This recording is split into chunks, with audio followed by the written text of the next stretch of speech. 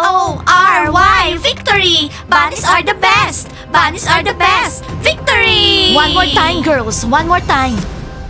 V-I-C-T-O-R-Y,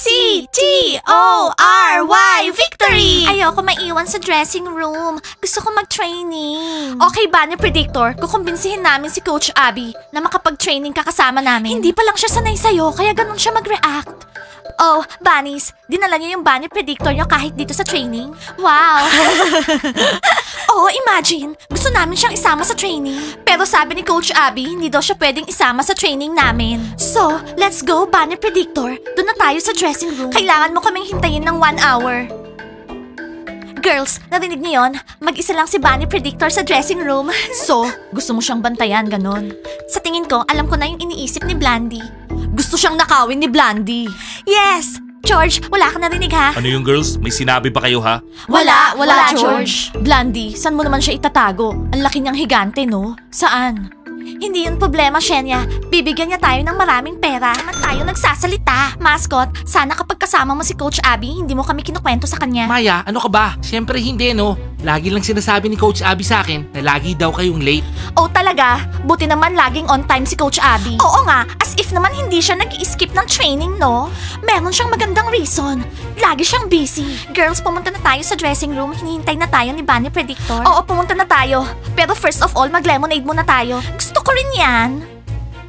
Hello, boys! Why girls? Kumusta naman yung training nyo? Okay lang, kaya lang ininis kami ni Coach Abby. Nasaan naman yung Bunny Predictor nyo? Oo, nasan yung heartthrob doll nyo? Hinihintay niya kami sa dressing room. Timur, pwede ba wag mo siyang tawagin ganon? Imagine, pinaalis siya ni Coach Abby sa training. Kasi, natatakot si Coach Abby sa kanya. Oh, naiinis. Girls, wag kayong magsalita ng ganyan sa Abby ko. Nandito Sa akin, bakit niyo ako dinala dito sa room? Gusto ko nang umalis. Hindi ka aalis. Hindi ka na Bunny Predictor ngayon.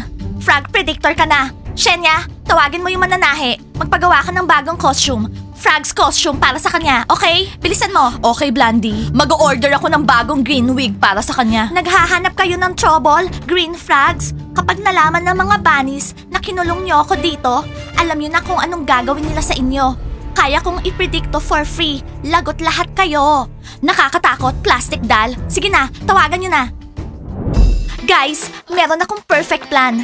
Magsiset tayo ng ad. Tapos yung Bunny Predictor natin, ipre-predict niya yung future para sa lahat. At makakakuha tayo ng enough na pera para sa dream school natin. Oh yeah! Great plan! Bunny Predictor! Nandito na. Nasaan siya?